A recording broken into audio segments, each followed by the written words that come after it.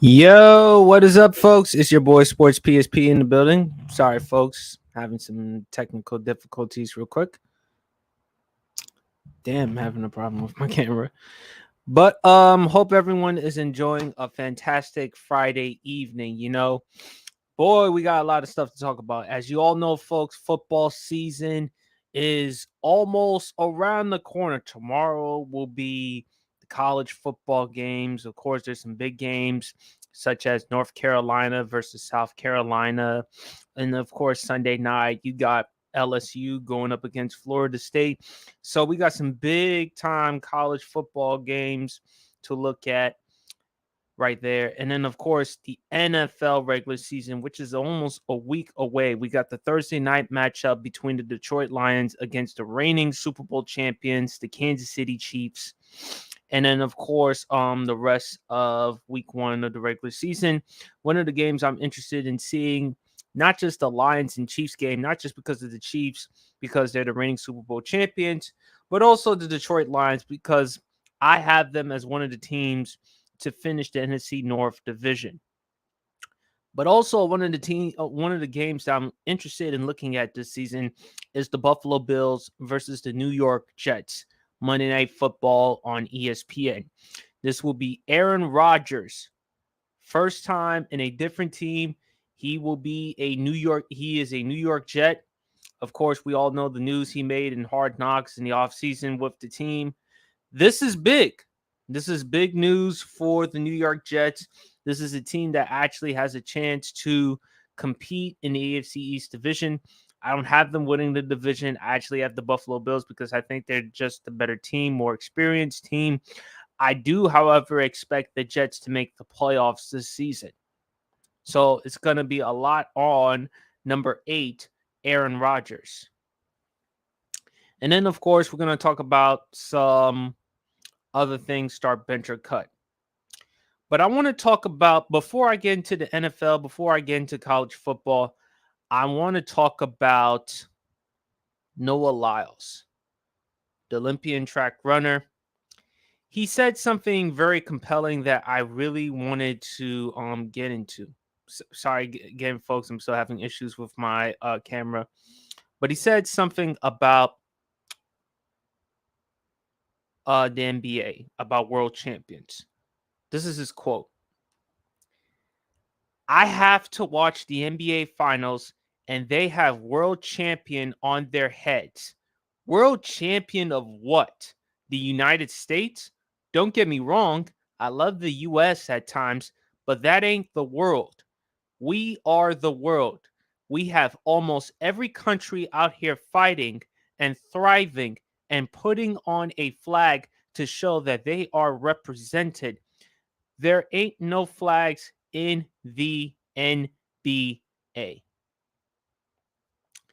And when I listened to what Noah Lyles had to say, he received, of course, a ton of criticism from a lot of players in the NBA, particularly Kevin Durant, Damian Lillard, Devin Booker, former NBA player, now current ESPN analyst, Kendrick Perkins, the Miami Heat center, Bam Adebayo.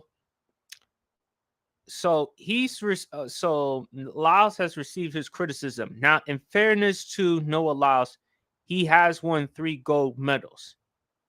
Okay, and over the past, he's won 3 gold medals, and he also won a bronze medal at the 2020 Tokyo Olympics. Even though I can understand why the NBA players feel disrespected, because again, the NBA is not just American, also international. I mean, look at some of the international players that they've accumulated, and some of the best. You know, they've accumulated Giannis and Embiid, Joel Embiid, Nikola Jokic, the reigning Finals MVP and NBA champion, and of course, so much more. And let me read the comments right here from Fair Kaba, NBA, MLB, soccer is worldwide. And he also responded, basically anything local would NFL. Appreciate the comments, man. even though I can understand the players coming to the aid and coming to the defense, but I went back to Greg Popovich, current coach of the San Antonio Spurs, 5-time NBA champion. He said this back in 2010. He said it doesn't make sense for an NBA team to call themselves world champions. I don't remember anybody playing anybody outside our borders to get that tag. And that resonates coming from a head coach like Greg Popovich, who's in the discussion as one of the greatest head coaches of all time. He's in that GOAT conversation as far as head coaches. So for him, of anybody, to make that type of statement, it resonates. And when you look at the NBA, do I think it's the best basketball product? Yes, because of the amount of talent that they've accumulated with not just only with the American players, but also with the international players and how they're growing and branding. But should they call themselves world champions? Well, it's not like they're going up against Argentina or Spain or anything. Now, if this were Team USA going up against countries like Argentina, Spain, and etc., that's I can understand that because you're going up against different countries internationally. It makes sense. So I'm not going to be too mad at Noah Lyles for saying what he said. He received a ton of criticism, and after listening to what he said, he does make a very valid point. He does make a very valid point. I mean, I can understand if the NBA want to call themselves NBA champions. Okay, I get it because it's regarding the context of the NBA. And even though the NBA is the better product, still it's the NBA. But if you're talking about world champions, it would fit better if it were Team USA. If you're going up against Argentina, Spain, France, all these other countries that Team USA has to deal with, I think it would be better. I think the context would fit better if they were going up against different countries. So, in the end, overall, I'm not going to be too hard on Noah Lyles. I think he does make a very valid point.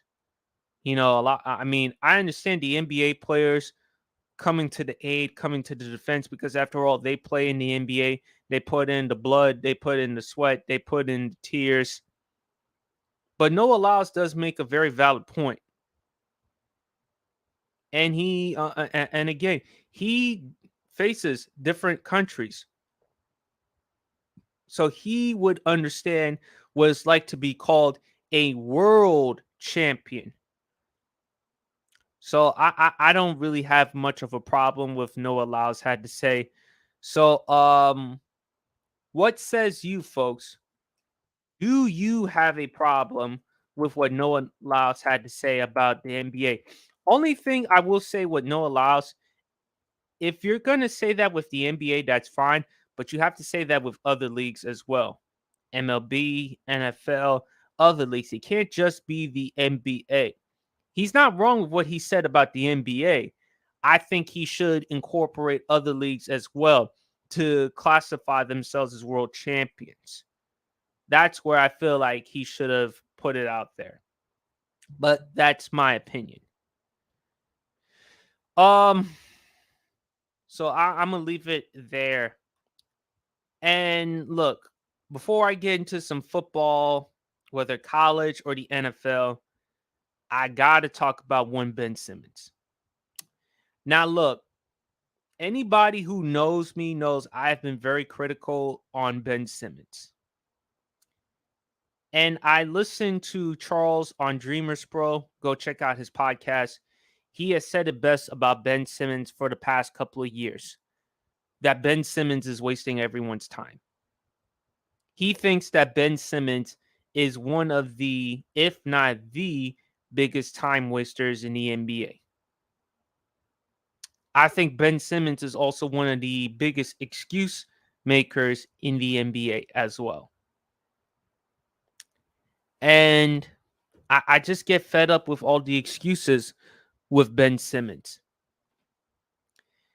You know, Ben Simmons, look, last year, he had a terrible year by his standards. If you look at Ben Simmons' numbers, let me see if I could try to find it up. But nevertheless, folks, it was terrible. Ben Simmons, coming out of college, was projected to be the second coming of LeBron James. 6'10, 230, 240, who can handle, who can pass, who can attack the basket, who can provide defense, who can do a lot of things except one major thing, which is to shoot the basketball. And I'm looking at Ben Simmons' numbers last year. He only played 42 games last season. He averaged 6.9 points, 6.3 rebounds, 6.1 assists. Yeah, he shot 56.6% for the field, but he rarely takes as many attempts. And most of his attempts, we all know, is inside the basket. But he shot a career worst from the free throw line last year, which was 43.9% at the free throw line. Ben Simmons was awful in 2022. Now, people will say, well, you know what? It's the back. Because again, he had back surgery in 2021, 2022, in which he missed the entire season. And my boy Dev, he's gonna hop on the podcast. Appreciate you. He said he'll be joining the podcast pretty soon. All I'm gonna say with Ben Simmons, man, I get fed up with the excuses with Ben Simmons. And I like J Rob from Player's Choice. He does a great job with his podcast and everything else. But where I respectfully and vehemently disagree with J Rob, this is where I respectfully and vehemently disagree with J Rob, and where I'm totally on Gabe's side about Ben Simmons. J Rob talks about how Ben Simmons and Nick Claxton could be a great duo on the court. And I can understand where J Rob's coming from in terms of athleticism and in terms of defense. But offensively, I'm sorry, I just don't see that. Ben Simmons and Nick Claxton, I don't think the two of them combined are not even at 100% at the free throw line. Ben Simmons shot 43.9% from the free throw line last year. Nick Claxton, on the other hand, he shot 54.1. So that's barely under 100% at the free throw line. And when I talk about the knock on Ben Simmons, it's his shooting. It's not that he can't shoot, it's that he is totally afraid to shoot the basketball. Ben Simmons doesn't want to attempt a shot that is from the 3-point range because he is too afraid to shoot the basketball. And he can't hit free throws. Ben Simmons and Nick Claxton, whether the two of them on the court, I'm sorry, I just don't see it. Because both of them are liabilities offensively and they can't hit free throws. And if they can't hit free throws, I'm sorry. If I'm Jacques Vaughn, the head coach of the Brooklyn Nets, I can't put them in the fourth quarter in crucial situations. I'm sorry, I cannot. Because the opposing team, they know the weakness with Ben Simmons and Nick Claxton. If you dare them to shoot free throws, and if they miss their free throws, Jacques Vaughn has no other choice but to take them out the ball game. And when you take out your two of your best defenders, it's going to hurt the Brooklyn Nets defense. And it also compromises the offense to some extent because of what Ben Simmons can do as far as with the passing and playmaking.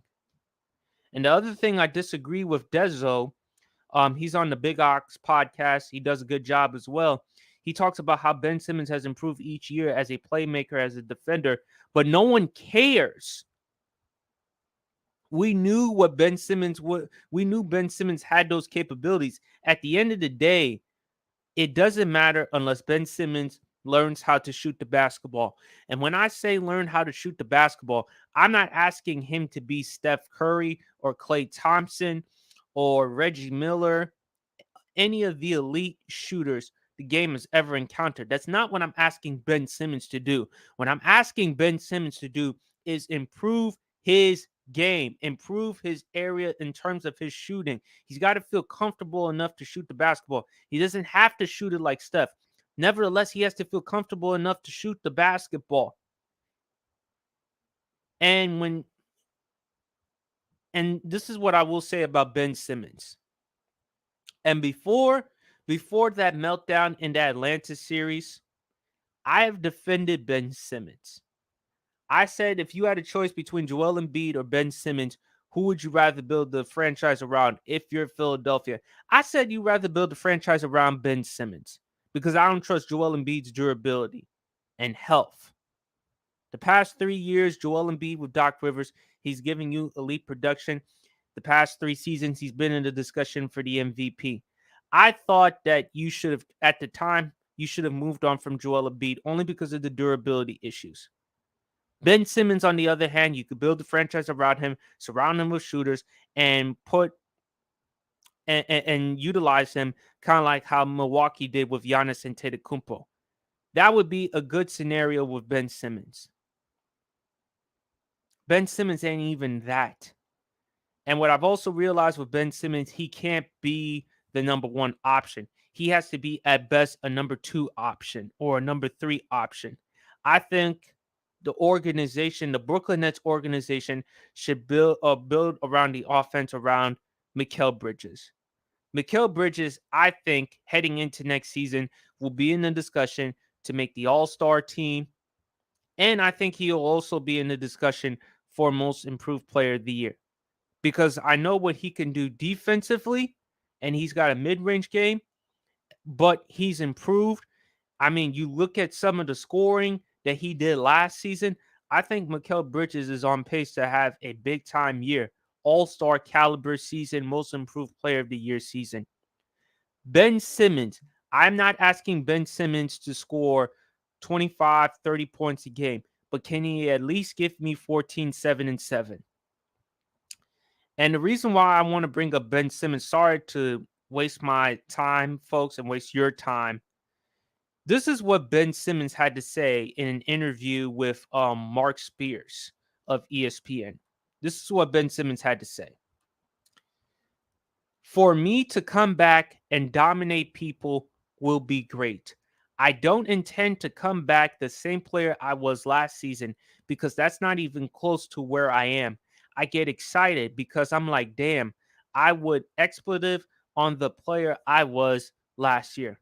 And of course, folks, we all know for a fact there are videos of Ben Simmons shooting threes, shooting them with such conviction and ease.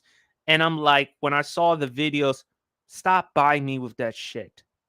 If you're Ben Simmons in this camp, we have seen this before with Ben Simmons.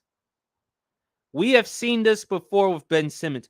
Ben Simmons has been doing it almost every year now. He works on his game in the offseason. We see him in the offseason working out. We see videos of him shooting the basketball. Why doesn't that transpire in an NBA professional game? No one cares of what Ben Simmons does in the offseason. We've seen enough. We need to see Ben Simmons shoot the basketball in the regular season.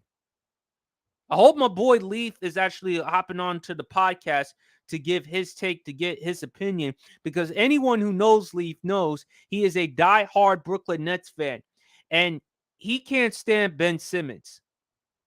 He cannot stand Ben Simmons because he thinks Ben Simmons is a bad example for the NBA in terms of the players. And he makes a point. And plus, Ben Simmons, there are reports that he's open to return to Philadelphia. First and foremost, Philadelphia would never accept Ben Simmons. They would never accept Ben Simmons back in Philadelphia. Ben, I understand you've made some friends, made some friends in Philadelphia, but let's be honest, Ben.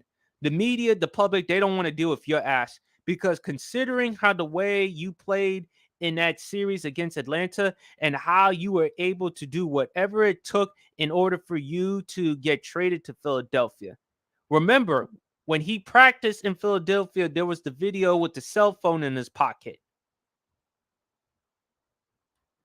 Ben Simmons, to me, he can't handle those types of expectations.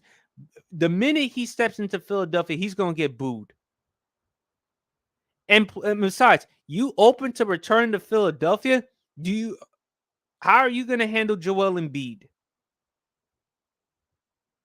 Joel Embiid called you out, Ben, after that game 7 against the Atlanta series. He was asked a question, what do you think what was the turning point in that game? And the turning point in that game, Ben, as Joel Embiid explained, is when you were guarded by Danilo Gallinari. You go past them. There was only one person in the paint in your way, and that was Trae Young, who you are nearly a foot taller than him and outweigh him by at least 90 pounds. Trae Young is about 6 feet tall, 6'1", about 160. Ben Simmons is a legit 6'10", 240. And Ben Simmons passed up the ball to Matisse Thybulle. And Matisse Thybulle only made 1 or 2 free throws.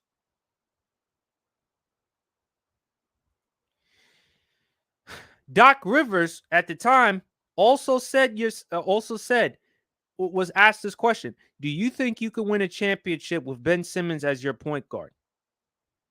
And Doc Rivers' response was, I don't know the answer to that question.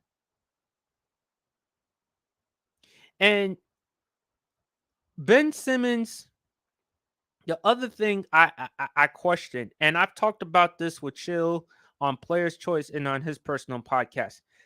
He has often said it. How much does Ben Simmons really love basketball?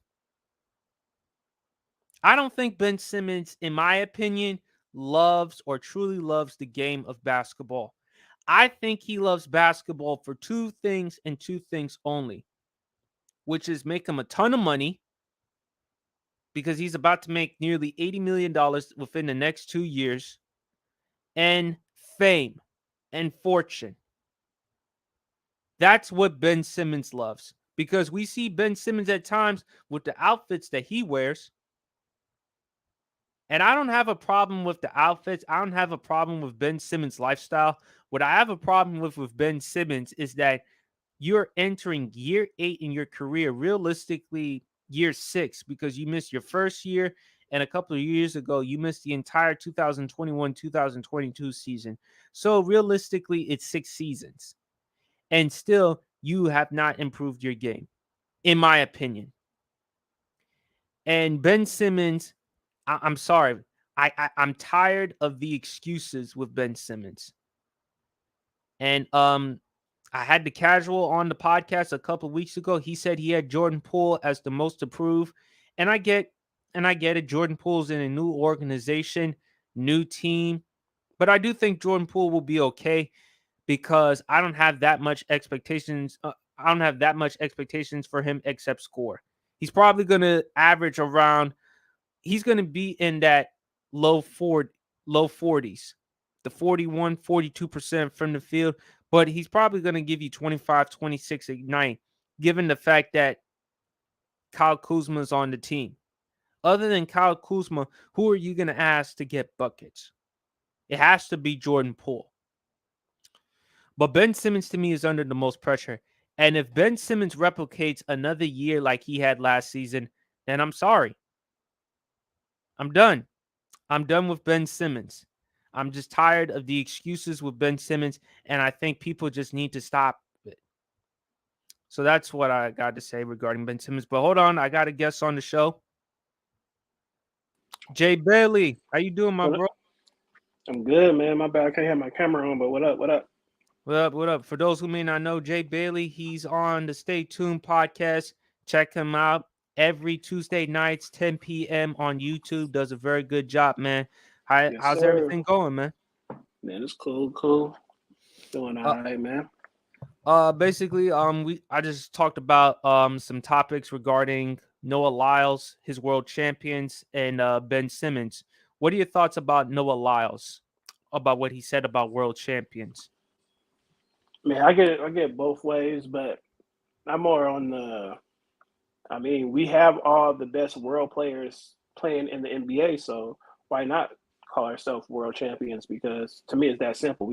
If you take all of them off the NBA, we still have the best players to me in the world. So, I mean, any way you look at it, I think we still have the best players in the world in the NBA. I don't really have a problem with what he said. Like, I understand how the players may feel about it because of the talent they've accumulated, but I also understand how he looks at it from the standpoint, look, I'm a world athlete. I go up and face against different countries. And plus, even Greg Popovich, he even said so himself back in 2010. This is what he said. It doesn't make sense for an NBA team to call themselves world champions. I don't remember anybody playing anybody outside our borders to get that tag. So when you hear those comments, especially coming from a head coach like Greg Popovich, what goes through your mind? I totally understand. I'm not. I mean, I agree to a point. Like you say, you don't have a problem with it. I never had a problem with it, but I see where the players come from, and I see where Popovich and Lyles is coming from. You don't play against the world. Like we stay in the United States, so I get it. So I understand. I understand both sides, especially Popovich. He broke it down. It's that simple. You know what I mean? Hmm.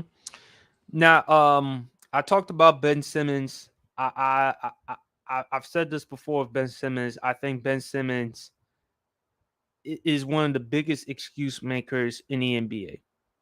I think Ben Simmons, I feel like there's every excuse for Ben Simmons. Like last year, he was coming off a horrible season in which he had career lows as far as points per game and also at the free throw line. He said he is going. I think this is a huge year for Ben Simmons, Jay, because if Ben Simmons doesn't replicate into being the Ben Simmons he was in Philadelphia, then his days in the NBA may be numbered. What's your thoughts about Ben? I 100% agree. He has to show some type of will. Like it seems like when he's out there, he's lost. So I think he has to show at least 75% of what he was in Philadelphia. At least assist the ball. You know what I mean? He was a great passer. I don't see why that should why he's not that type of guy anymore. I'm a Golden State fan. I wish we would have had him instead of Draymond. You know what I mean? They kind of had a similar roles, but I think he should at least know how to pass the ball still instead of the scoring might not ever come, but at least like a top guy in assist, he should at least be able to do that again. Mm-hmm. And look, man, I think it's going to be a lot on him. Look, I understand mental issues, and it does somewhat explain why he's too afraid to shoot the basketball. But I've said before, I'm not asking him to shoot the three like Steph Curry or Klay Thompson or anything like that. However, Exactly. I do expect Ben Simmons, considering the fact that this is year 8 in his career, you would have thought by now he would have gotten better as a shooter, and still he hasn't. So what does Ben Simmons need to do to feel comfortable enough to shoot the basketball in an NBA game? Because we see videos of him in the offseason shooting the three, and he seems very comfortable. What's Ben Simmons going to have to do to feel comfortable enough to shoot the basketball?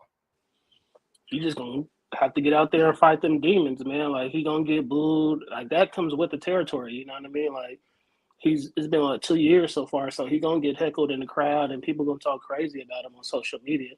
To me, he just had to fight those mental demons and just push through it and shoot the ball. You know what I'm saying? Go to the hole, get a layup, get the easy ones. You know what I mean? Like you don't have to be just try to be a jump shooter, but I mean he's practiced like he said.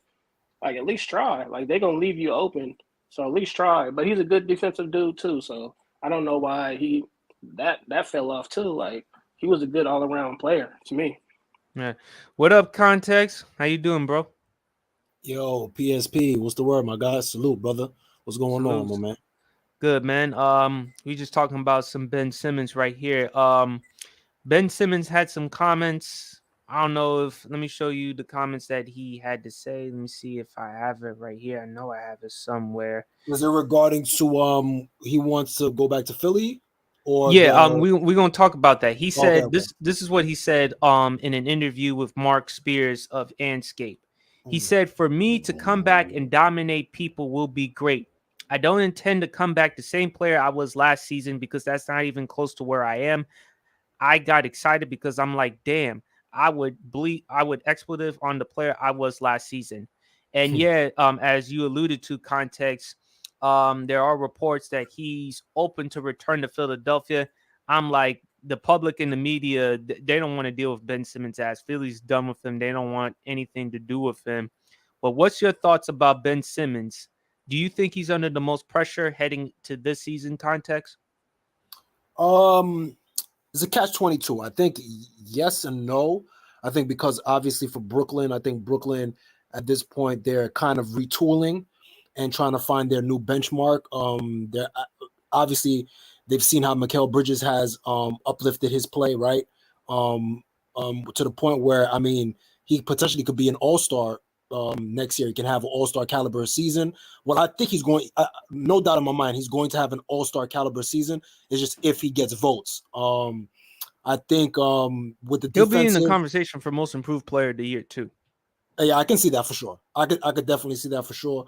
I mean, to me, I think in terms of his game, I think his game as a number one is a little bit. We have to still figure it out. So that's why I think Brooklyn is in this funny space where they're developing around him, but I don't even know if they're sure if he's fully developed himself. So I think Ben Simmons has, the opportunity to kind of revamp his career. The reason why those thoughts are kind of concerning to me is the fact that this sounds like the first time that you actually put in work in the off season. This sounds like you haven't been. It sounds like you've been playing Fortnite and dating the Jenners throughout the off season, going to these fashion shows, and you've never shot the basketball. All those little things that we used to see in the off season with him shooting the basketball.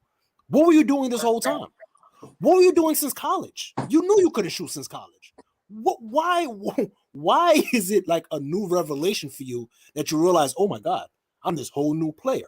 Miss me with that nonsense. All right, cool. Listen, we don't even need you to be a new player.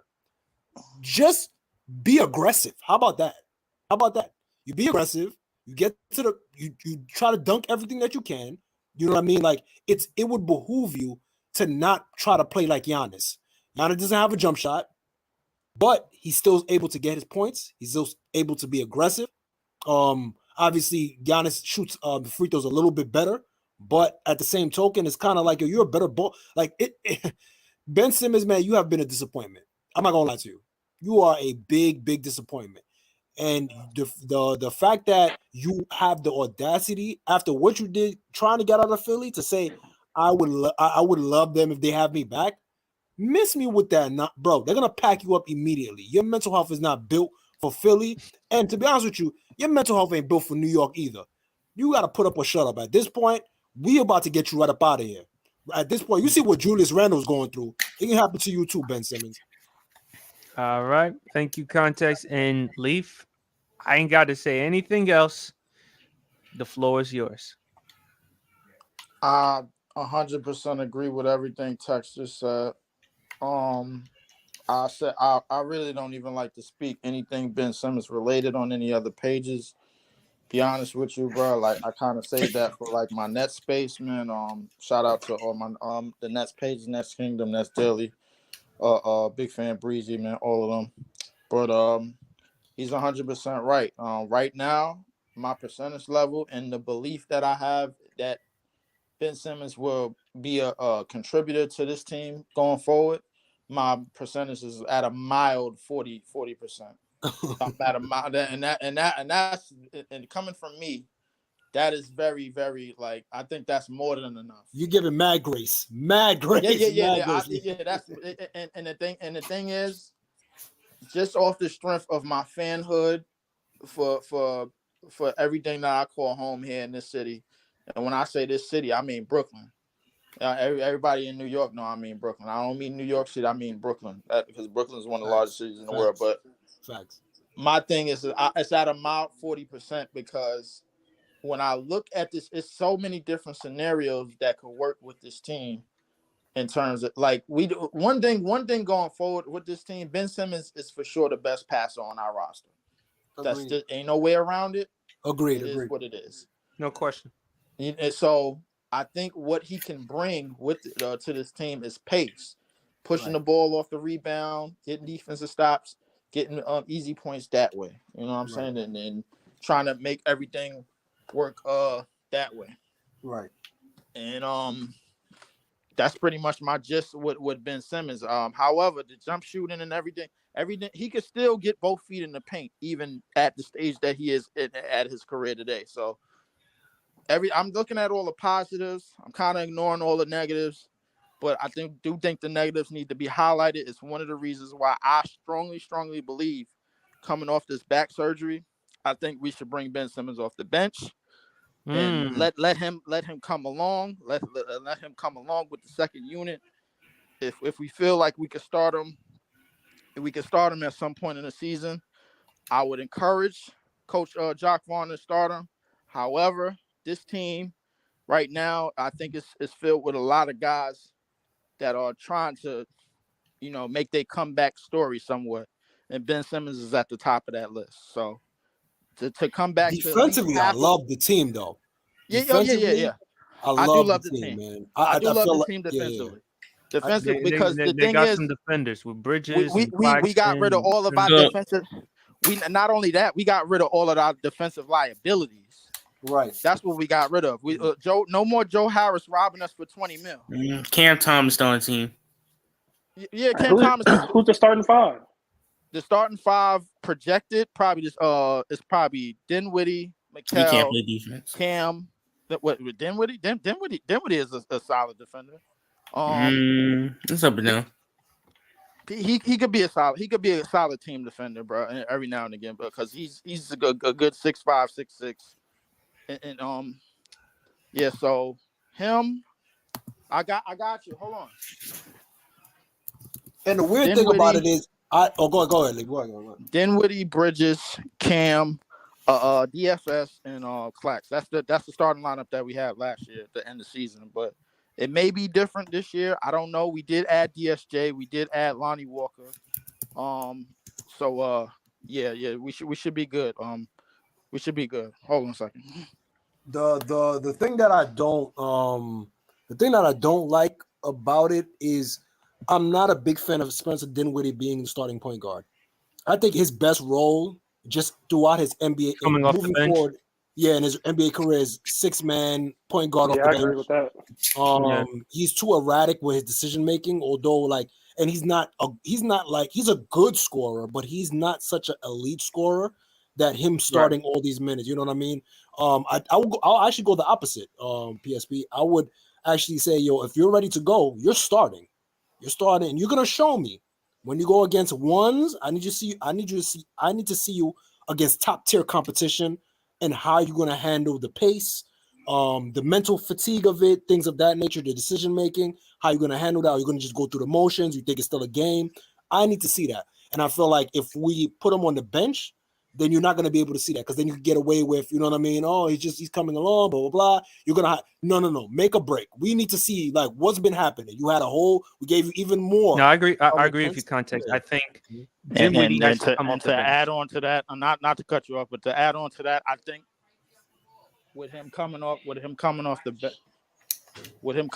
bench, you could hide his liabilities and maximize his all of his stuff, everything that he does good. So I think Ben Simmons coming off the bench is a plus. All right. Dev, you got something to say before we move on to some football regarding Ben Simmons? The greatest prospect to ever come out of college, you mean? Think about it, he's a 6'10" guard that can play defense, and slash. Ben Simmons is cooked. What else is there to say about him? He's cooked, man. He's cooked. Mm-hmm. He's cooked. That's a good Hey, thing. it just seemed like the more he talked, though, the more pressure he put on himself. You know Ain't what I just mean? him, Like, his camp though. His camp keeps uh, saying it. I mean, dude keeps showing up every single year in the off season. Highlights of him shooting the jumper. I'm like, when you are actually going to show that in a NBA game? We've seen And it. We seen it before, man. Like, stop trying to assault our intelligence. We know what you are, Ben Simmons. Stop. This, yeah, PSP, the perfect example. That's what I said, and you hit the perfect nail. You hit the nail like the perfect like on the coffin because we see when people develop their game and get better.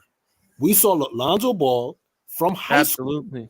From high school, had a shot that went across his face, and he even spoke out when he talked about it with Trey, and he said, "Well, at first it felt weird, but I just kept going through it."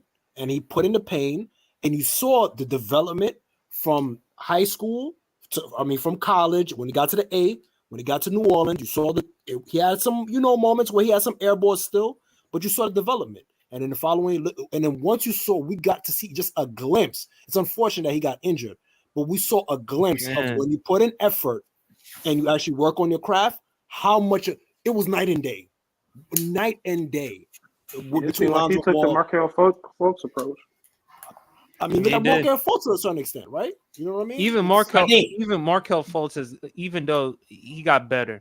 I think Markel Fultz, bro, like is one of those players where you know when you go on 2K, you go on the edit player, you change the jump shot. That's what happened to him. I think when Markel Fultz will happen to him, I think Markel Fultz situation was different. Like that shoulder injury was actually a lot worse than what it actually was. So that's what hindered him versus Alonzo, who always had bad form. I think Markel Fultz, that shoulder injury really kind of messed him up. So he had kind of like to retrain himself or reform himself back again.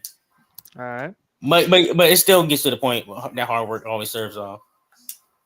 Right. Yes, give me 1 second. I'll be right back, brother. No problem, man. Take your time. We're gonna actually move on to some football real quick. Yeah, I'll come back for that for sure. No problem. But folks, let's talk about some big news with the NFL last week. Trey Lance, as you know, was traded to the Dallas Cowboys, the San Francisco 49ers. The 49ers received a 4th round pick. Trey Lance, remember the 49ers, they had to trade up in the draft to take him with the 3rd overall pick. And if you look at some of the noticeable players that were drafted after Trey Lance, I mean, there was Jamar Chase, Justin Fields, Micah Parsons, Devontae Smith. Dude was the best. Yep. And Jay, you and I, we've had this conversation. What's your thoughts about Dallas? And what do you think about Trey Lance? Do you think at this point he's a bust? And who won the trade? I mean, to me, you have to consider him a bust. You know what I mean? Like, we all consider Darnold a bust. You know what I mean? So if you can't beat Darnold out for the job, then of course you're a bust. You know what I mean? And then you in the same situation. You're a 3rd round. I mean, you still 3rd string. So you still in the same position that you was when you was in San Francisco. To me, San Francisco won the trade. You know what I mean? They got a 4th round pick for, you know what I'm saying, somebody that's for a bust. And San Francisco, they find them defensive gems out of nowhere. So I'm mad as a Packer fan that, you know what I'm saying, San Francisco got a 4th round pick for that, bro. At least you got Jordan Love to look something forward to. I mean, you ain't the only one. Leaf is also a Packers fan too. At least you got something to look forward to. That's what I'm saying, baby. I got Matt LaFleur winning Coach of the Year, by the way. I hope so. I hope everybody right about Love. Oh, but no, I do not think Trey Lance is a bust at all. I don't think he had enough reps. I think we're in a situation because he did not play enough in college. And also, I do think that the 49ers also fail him, not just on Trey Lance. I think Trey Lance does deserve blame too, but also the 49ers as well, because they did trade up for him and they did put stock on him. And I don't think no one really won this trade at all. I think it's just a trade because this trade really surprised us all because no one expected Dallas to trade for them. And I think this is a Jerry Jones. I think PSP said this a while ago. This is a Jerry Jones move that he's saying, hey, he's not satisfied with that. I'm gonna have another quarterback ready when his 2-year contract up, and he still has talent. And Trey Lance just needs the reps to develop. Now, if he doesn't develop after that, then yeah, but I won't call him a bust for sure because I want to like to give people. I guess This I'm is more third year though, lenient. right? I'm more lenient. I mean, it's his third year, but he was hurt his second year. He didn't play his first year, and he hasn't had enough reps at all. So like, I understand the situation, and I think San Francisco kind of put themselves in a chokehold because like they're under a lot of pressure to win the Super Bowl because like you traded up to get this quarterback, it didn't work out. Now you're rocking with a 7th round pick, and now it's like, hey man, San Francisco, you've been to the Super Bowl, you made it to the conference championship multiple years. When y'all gonna win it? I think San Francisco got pressure to win it, like because y'all put all this stock out of the best defense. Y'all believe in this guy, so go ahead and do it. And Kyle Shanahan, you're a wizard, so now go ahead and win these games that y'all think y'all can because that's that's why they got all these quarterbacks because they think they can win a Super Bowl and they passed up on Tom Brady, passed up on Aaron Rodgers. So it's kind of like they kind of got to go out and do it. I think San Francisco, you know what I'm saying, they took the L. They know they took the L in the draft by drafting him. So they moved on. You know what I mean? So, but they gave this dude 3 years. It's not their fault that he got hurt. That's on him. You know what I'm saying? You got hurt. Hey, we got to move on. We Super Bowl ready now. You know, and you third string. We wasted or we drafted you this high. We spent a whole bunch of capital on you, and you're not ready yet. We got to take this L and move on. That's how I see it. You know what I mean? Here's Go what I ahead. think, bro. Like, I strongly believe that. Listen, every situation, the NFL, and every situation ain't for everybody. True. So the thing is, bro, like where Trey Lance might have struggled to come along in one situation, he might thrive in another. So this trade could go either one or two ways. It could be the best thing since Dallas got rid of Herschel Walker to Minnesota, or it could be a complete blunder.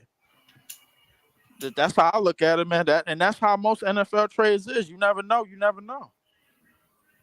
Mhm. That's true. Shanahan is like the guru of developing quarterbacks. So now he went to McCarthy, who helped develop Aaron Rodgers. So he really has no, you know what I'm saying, no, Yeah. no excuse. You went to some of the best coaches that develop these good quarterbacks, or they're not even good quarterbacks in Shanahan's case. But with McCarthy, he helped develop Aaron Rodgers. So hey, Right. you can learn. Although he's proven he's nothing more than a product of Brett Favre and Aaron Rodgers. Because if you Really, actually really Aaron Rodgers. no, I I mean mean, if but you he helped actually look develop though. but if you Well, actually look at it, Jay, Aaron Rodgers, he was projected to be wasn't he projected to be the number 1 pick in that yeah, 05 draft? he Yep. fell. I Yep. don't know why he fell. I forgot why. It was some He narrative, but wasn't. like, Yeah, he wasn't ready. He wasn't. They said it was his attitude. You know what I'm saying? He came in like his attitude. Now he cocky, but when he got humbled, sitting those 3 years, you know what I mean? So that's what Right. I happened. think. And Well, his mechanics was off. Like he wasn't ready. Like if we would have put Aaron Rodgers in right when he got started, he wouldn't be the same Aaron Rodgers. Like he had well, to sit and develop. To me, that's how I feel. I think he only sat 3 years because he had a Hall of Fame quarterback in front of him, kind of same way as Jordan Love. Like if Brett Favre, like let's say it's some backup. Let's say Matt Castle was y'all quarterback, Aaron Rodgers starting for y'all in that Right. after year after. So I do agree with you that development did help Aaron Rodgers probably a lot, and probably he was cocky. Maybe I mean he was easily better than Alex Smith though. He was always better than Alex Smith to me. Oh yeah. And But I don't know if Aaron Rodgers went to San Francisco, would he be the same Aaron Rodgers wait, going in that position? was McCarthy? Oh, sorry to cut you off. Was McCarthy the coach? When he got drafted, I thought he was drafted. I thought McCarthy became the coach a couple years later. Or am I wrong? He was probably, but the bottom line is this, Dev, to your point, you mentioned Jerry Jones. This was a Jerry Jones move. He didn't even consult with Dak Prescott nor the team. Jerry made a decision because he feels like, look, I gave Dak this ton of money. Dak hasn't lived up to the expectations of being the quarterback. Jay, I've told you Exactly. this, and shout out to Shad because he said this. Dak Prescott, the Black Kirk Cousins. Exactly. Bingo. He the I Black Kirk mean, Cousins. they're the same person. Just one more mobile and has more melanin.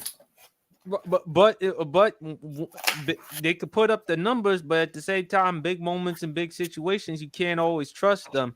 And Dak, the glaring example was that 49ers game after coming off a great performance against Tampa. I think Jerry doesn't mind getting Trey Lance because he's looking from a standpoint. Watch this. I got this dude who was drafted 3rd overall, who the 49ers drafted. It didn't work out with him and Kyle Shanahan, who's this offensive guru. Mm-hmm. I take him. I'm probably moving on from Dak Prescott because I've seen who Dak Prescott is at this point. So once Dak Prescott is gone, I can build the franchise around him. He's in his mid-20s. He's 23 years old right now. So give him a couple of years to understand and learn the offense and then watch what I can do. But the problem is with the Cowboys, and I've said it before, is Jerry Jones. It's his ego. They ain't winning any Super Bowls. They ain't winning shit with him as the GM and the owner because he can't help himself. He's going to find a way to fuck things up. That's who Jerry Jones is, man. He I mean, Jerry ain't winning a Super Bowl. Jerry ain't winning a Super Bowl. And plus, Jerry talked hold on. about Put his yourself in mortality. the big screen and say this. Put yourself in the big screen and say this. What? Oh, no. I was saying put yourself in the big screen and say this part. I want you to clip this. You want me to do the solo? Oh, fine. Yeah. Solo. Talk that talk, baby. Jerry Jones ain't winning no fucking Super Bowl. Jerry Jones is not seeing his 4th Super Bowl. Jerry's getting up there in age. His mortality. He's getting up there in age, folks. Let's be clear. Let's be honest, folks. Dallas Cowboys haven't won a Super Bowl since 1996. They haven't been to a Super Bowl since 1996. They haven't even been to a conference championship since 1996. And that is because of Jerry, because he's responsible for putting forth this roster, kind of like a chef is responsible for putting forth all the ingredients.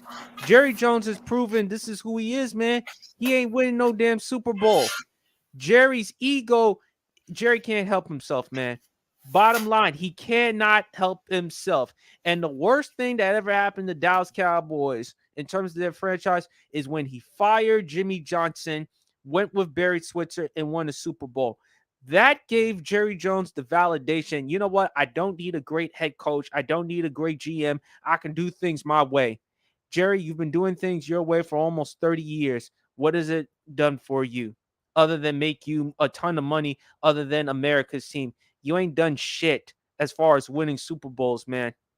And with Trey Lance with this trade, I think Jerry did it because he's probably moving on from Dak Prescott. Not this season and maybe not next season, but he's moving on from Dak Prescott because he's seen enough.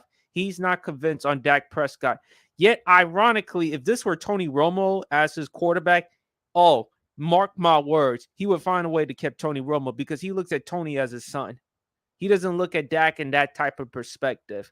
And Jerry's even admitted his biggest regret is not getting to a Super Bowl with Tony Romo and Jason Witten. Jerry Jones, this is a Jerry Jones move. Period. End of story. But we got another guest. We got my boy Brandon on the podcast. Brandon from the block. Go check him out every Monday nights at 7 p.m. Brandon. What's good? What's up? What are your thoughts, man, about the Trey Lance trade, man? Like the move. You don't know what Dak Prescott gonna be this coming season. He probably gonna be trash, mid. So they need somebody that's like for a backup. I think he's better than Cooper Rush though. I think he got potential a lot. So we'll see what happens. He really didn't have like the time because he was hurt and all that. So yeah. Mm-hmm. All right, folks, let's talk about another NFL subject right here. I came up with this topic right one. Which quarterback is under the most pressure between Russell Wilson and Deshaun Watson? Brandon, I'm going to let you go first because we all know you a Seattle dude. You love yourself some Russell Wilson. He came off a terrible season last year, man. Who's under the most pressure between Russ and Deshaun? No doubt in my mind, Russell Wilson. No doubt in my mind. Thank you.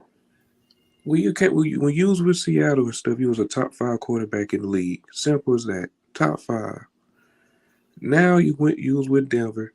You played like a bottom 5 quarterback. Now I know people going to say hack it and all that type stuff, but at the same time, Russ is to blame too because there's no excuse for what Russ was doing this season. He was inaccurate, wasn't making the throws, low IQ, throwing picks. He got Sean Payton now, so there's no excuse now. So if he folds next year, I mean, I don't know. See what happens. All right. It's just gonna be worse. All right. Jay Bailey, I'm gonna let you go. Who's under the most pressure between Russ or Deshaun? It's Russ, you know what I mean? Because like my man was saying, he was a top five. We all know he's a Hall of Fame quarterback, so he just fell off bad. You know what I'm saying? Nobody expected Russell Wilson to play that bad. Like people was blaming it on Hackett. Nah, Hackett wasn't the one out there making bad reads and throwing interceptions. You know what I mean? Russ just looked it real bad. All this less ride and you know what I'm saying, all that garbage he was talking. You did a lot of talking. You went out there and played like a bum. You know what I mean? So we all know you capable of playing good. Watson is too, though. But you know what I'm saying. We know Watson's situation. It just Wilson just fell off bad. You know what I mean. Watson get the rusty excuse. Wilson really don't get that excuse. You know what I mean? Because everybody thought they might win the division. You know what I mean? So it's definitely Wilson to me.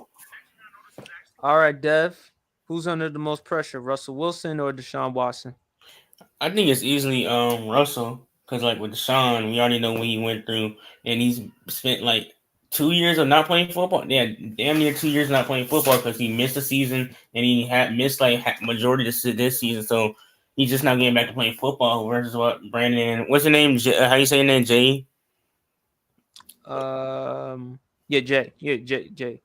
And Brandon and Jay said like Russell Wilson came in as a top 5, top 7 MVP caliber quarterback to performing horribly, like terribly, and they invested so much stock into Russ because one, he's a huge contract, and Denver gave up a buttload of draft picks. So we just saw Seattle use the draft picks this year to get Devin Witherspoon with the number 4 overall pick or number 5 overall pick. They had like yeah, 5 overall pick. You know how valuable that pick could have been for Denver this year. So and more. So you gave a buttload for Russ and you did it not just to make the playoffs to contend for a Super Bowl.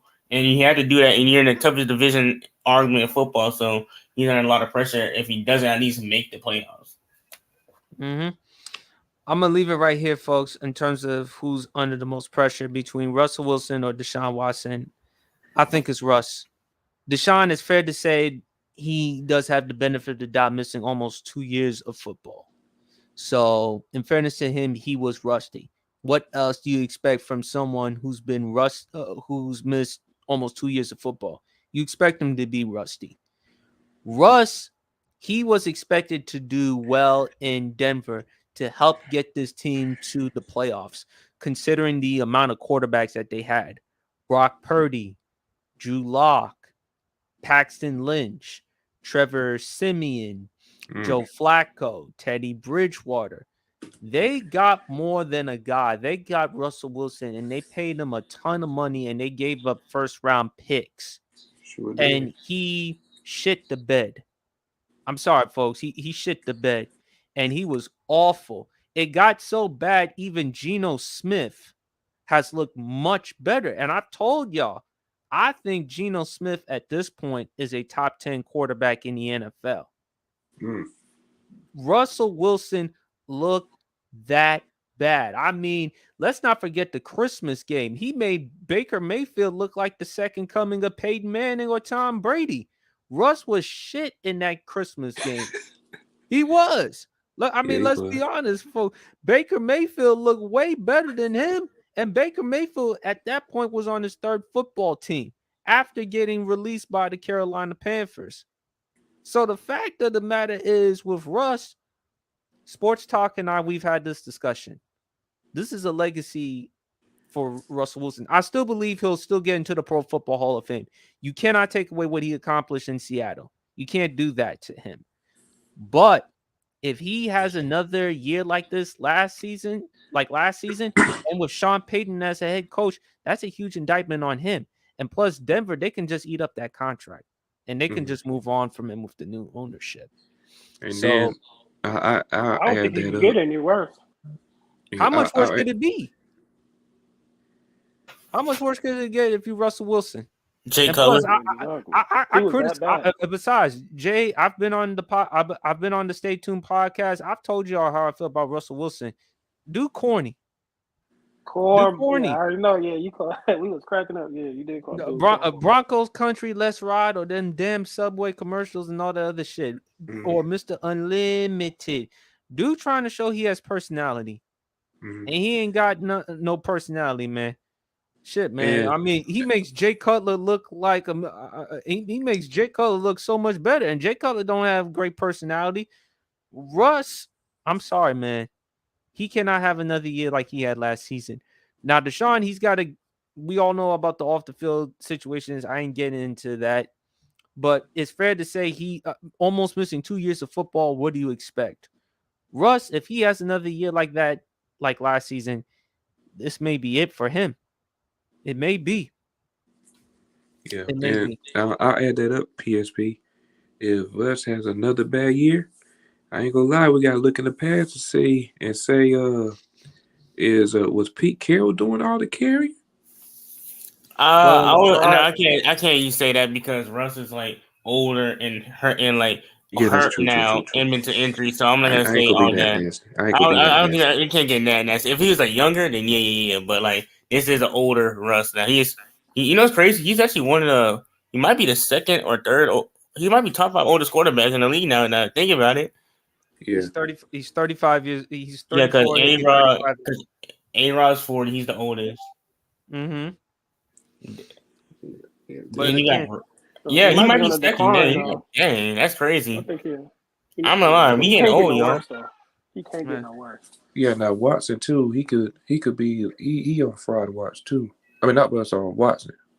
yeah. Yeah, Oh yeah, Watson definitely he on not. fraud. Yeah, he ain't Considering the exempt. contract that he got, the $230 million guaranteed, given all the off the field issues, Deshaun got something to prove. But it's fair to say though, like Russ, the Browns, they're not expected to win the division. I mean, you got Baltimore, Cincinnati. I mean, hell, I mean no, Pittsburgh always going to be a dogfight. I don't want to hear Jay with his Steelers, man. I mean, I get so sick and tired when he talks about the Steelers. Like, it's so fucking annoying when he talks about that. But wait a minute, we got another guest. Maria knows best. What's up, Maria? Maria. Okay. Yo. She in the building. Is she here? Can we? I don't know if we hear her. I mean, oh, she on mute right now, so we'll wait and see for a quick second. Just give her some time. She's getting her technical issues and I'm work. here. What's up? What's Hey, up? that's Oh, what okay. happened to them. What's good, Maria? Titan fans, you know what I'm saying? So, Mhm. What's up, Maria? We just talking about which quarterback is under the most pressure between Russell Wilson or Deshaun Watson. Who do you think is under the most pressure heading into the season? Malik Willis. Deshaun Watson for sure. I don't even think Oh man. I ain't big on I ain't gonna lie. I don't know too much about Russell Wilson. I know he's been struggling the past couple of seasons, but I feel like he can have a bounce back season, next year. Deshaun Watson is the one, obviously the quarterback that is under the most pressure. He's been out the league for how long? Almost 2 years. That's a good point, though. Is this nigga still even in shape? And can this nigga still do the things he was doing before he, was out the league? Got basically not pressure, out but the not league, more than but like not in the league for like 2 years. So yeah, I think he definitely. I don't even think it's close. I think Deshaun Watson definitely got the most pressure. Okay. Wow. I ain't mad at that though. All right, I'm not mad at that. I mean, to each his I own. am. I'm mad at that. Huh? For what? Go ahead, Jay, baby. Because Russ, he came from Seattle. He was decent in Seattle. Then he just fell off the face of the earth. You know what I mean? So it's like, why did you giving him a pass when they traded all this stuff for him, and they were supposed to win a division, or they were supposed to be close to winning a division, and they was just straight bums. They play like straight, or he just played like straight trash. You know what I mean? Well, on Watson's deal, he was out the league. You know what I mean? So he's gonna get that rusty excuse. You know what I mean? So he does have pressure on him, but it's not a landslide that he's got more pressure than Wilson. I don't think it's a landslide. Maria, you want to respond? It's a landslide. That's all I would say. I mean, all I would say, I think it's a All landslide. good. It's all good. It's all Listen good. to what I said before. Okay, we get it. Like Russell, it's just a fact. Like I said, Russell. Oh my God, we want to say Russell Westbrook, but Russell Wilson. Oh been Lord, in you're the gonna sound league like Stephen A. too. Smith. I do that all the time, though, too. Russell Wilson's still in the league. Why Deshaun Watson wasn't? This That's why we nigga give got him the prove rest of the himself excuse. all over again. What are we Because talking about? he's been out the league. This dude Russ has been in the league. He shouldn't have no. Russell He Wilson shouldn't was have a fell in off that bad. 2020. He shouldn't have fell off that bad. The way he played last season, nobody expected that. You know what I mean? Like Did he he have looked real people bad. around him to help him? He said Well, what? Maria, here's where I will say with Maria, his offensive line last year was awful. And We're done. yes, Thank and yes, Russell Wilson did run into a lot of sacks, but also that's also on him because sometimes with mobile quarterbacks, they do run themselves into a lot of sacks. But Maria, he was supposed to go to Denver. He got his money in Denver. No one expected, I don't think anyone expected the Broncos to win a division against the Kansas City Chiefs with Patrick Mahomes, even when they traded Tyreek Hill to Miami. But Russell Wilson was supposed to be an They didn't even upgrade. compete. Yeah, but he was supposed to be an upgrade, Maria, to compare it to all the other quarterbacks Denver had at the time before they had them. They had Paxton Lynch, Trevor Siemian, Brock Osweiler, Teddy Bridgewater, Joe Flacco, all these other dudes, just guys.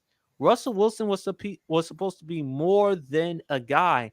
And for him to be that bad, and when you look at Brandon's team, Seattle, and when Geno Smith, who at that point was a journeyman quarterback, for him to have a statistically an unbelievable season. No one expected Geno Smith to play that great. That does say something, especially if you're Russell Wilson. I understand Deshaun Watson with the amount of games that he's missed, but people will look at it and say, well, he's rusty. What do you expect for someone who's missed that amount of football? Deshaun, I think, again, he has to show why the Browns, why they gave him the contract. They gave him $230 million guaranteed. I think Deshaun Watson, as long as he gets himself together on and off the field, and and we talk about him with football, I think he'll have a bounce back season. I think Deshaun Watson will do well. Now, will that correlate into the Browns winning the division? Probably not, because I still believe that the Ravens and the Bengals are better than them. But I do think Deshaun will have a better season. Russ, if he has another bad season, Maria, it may be over for him. And with Denver's ownership, they can just eat up that contract because they felt like we pay all this amount of money on this dude who many considered a top 5, top 10 quarterback for nothing. And this is what we get in return. So you have to look at it from that standpoint. Y'all both making great points though. Yeah. But, Watson do have pressure on him. No, he Yeah. does have pressure, but I think Wilson's under the most pressure compared to Watson because this may be it for Wilson. Deshaun, on the other hand, we could look at it and say Russ. So that's how I look at it. But anyway, let's move on to a different subject because I mentioned this on the TikTok video. Now you look at these young quarterbacks that was drafted in the NFL. Bryce Young, number 1 overall. CJ Stroud drafted number 2 overall. Anthony Richardson, number 4 overall, I think. So, Dev, I'm gonna let you go first. Which one of the 3 would you take to have the better career? Who do you think will have the better career? All right. It's kind of hard because getting into situations. mm-hmm. I'm not gonna lie, this is actually a little bit closer than we think it is. Starting off the career. Dang. This is actually really close. Like, I'm really thinking, all right, I'm gonna give my analysis on all 3. I feel like with Bryce Young's situation right now, he doesn't have a great offensive line, and their receivers can't get a lot of separation. So I think he's gonna have to be more of the playmaker like we saw his last year in Alabama. And CJ Stroud, again, is still a developing team. Anthony Richardson right now has the best situation because he probably has the best offensive line out of all of them, and maybe the best receiving core. None of them really have a great receiving core so far. But no, I do like CJ. I'm gonna go with. I'm just gonna say Bryce and be safe. I was gonna say CJ, but I might go with Bryce. Depending on if Anthony Richardson hits his upside, then go AR-15. But it's super close between all of them because they're all in such different situations. Kind of hard to evaluate right now. I think right now, Bryce. I think starting off in their career, probably AR-15 might have the most success or might start off the best. But long term, I think Bryce is gonna get to it. Mm-hmm. All right, Brandon, what says you? Anthony Richardson is out of there, but there's no hate to the guy, but he got to develop his arm talent and stuff like that, and IQ and stuff. Well, accuracy, I'm gonna say accuracy. He got talent. But me, I'm going Bryce Young, because the situation there, the defense is top tier. Bryce Young got weapons and stuff like that, so. And it's no hate to CJ Stroud too. That dude's tough, but like I just think Bryce Young is just in a better situation and stuff like that. So, all right, Jay Bailey, which one better career would you take? See, I'm going with Young too. I think he's just in a better situation. I think that they'll build around him. Not that the other teams won't, but I just think that he's in the best situation. He's going to develop quicker and have a better career. All right, Maria. I'm gonna try to be unbiased, but it's like I don't know because we talk about like better situation, this, then the third. Like we see quarterbacks who started off who were drafted into terrible situations, and now they're working their way up with other quarterbacks who were drafted into good situations. So, potentially the player that was drafted into a bad situation could surpass the player that was drafted into a good situation. I want to go. Oh my gosh, I'm stuck between Bryce and CJ. I can't pick. go ahead and say it, Maria. I can't pick. I know where man. you're going. Pick. Bryce, baby. We all know where she's going. I can't, man. You're gonna make me look crazy. Bryce. I can't pick. It's between those two, Bryce and CJ. All right. She with me, Bryce. I'll let it slide. Zay, can you hear us, dog? Yes, sir. What's up, man? What's good? We're doing a discussion. Thanks for hopping on to the pod, man. Before I let you speak, Man Down Sports said Deshaun got an entire demographic that hates him, wants to see him fail. Don't think he deserves the biggest guaranteed contract in the NFL, so he has to live up to that contract while dealing with hate. And he also responded by saying Bryce Young is part of a franchise that don't believe in putting a lot of talent around their franchise player. The Panthers have a history of paying one guy on offense and making him carry the team. I mean, you could look at Cam Newton, for example. But I do agree with him with the Deshaun Watson point. So Deshaun's going to have to deal with that. But Zay, between Bryce Young, CJ Stroud, Anthony Richardson, which one of the quarterbacks do you think will have the better career? See, I know I'm by myself with my answer, but I think I honestly think out of anybody, I could see the potential in Anthony Richardson. Not crazy. Oh my god! I think I've seen the Colts build good teams multiple times around top drafted quarterbacks that they've had in the past. I've seen them be able to make something out of nothing almost right after getting a quarterback.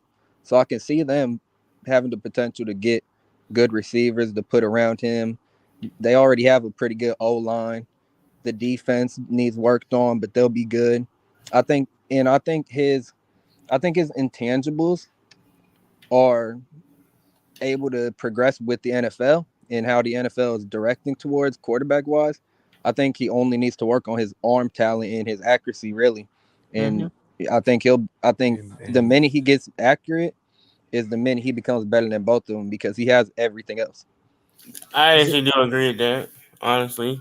because like he doesn't really have if he just gets his accuracy up because he's the most athletic quarterback since Cam Newton probably or Lamar Jackson, however you want to think it is, whichever Or one of those, Justin Fields. or Justin Fields. I had those three. He's just a athletic freak because he has the height, size, and strength, even the speed. He has that great physical combination, and he even the arm. Well, I'm gonna say arm strength. I'm gonna say arm talent because we all have different definitions of what arm talent is. But he has the arm strength. Like he can throw a deep ball and he can get the deep pass. It's just can he throw the passes in between the numbers and the outside routes to make his game more complete. Zay, I'm glad that you mentioned about Anthony Richardson. Do you think, and maybe I may be exaggerating, do you think Anthony Richardson can have a high ceiling like a Josh Allen or hell, even Brandon's quarterback, Justin Herbert? I can definitely see it. I think the minute he becomes like his accuracy, like I think people exaggerate a little on how bad it is. Really, I don't think it's as terrible as people make it sound. But I think the minute he steps up to that NFL star level accuracy, I think the comparisons to Cam Newton are just getting better and better. Brandon, you want to respond? Only thing I'm worried about really is the IQ and his accuracy. That's the only thing I'm worried about with him. Mm-hmm. That's literally it.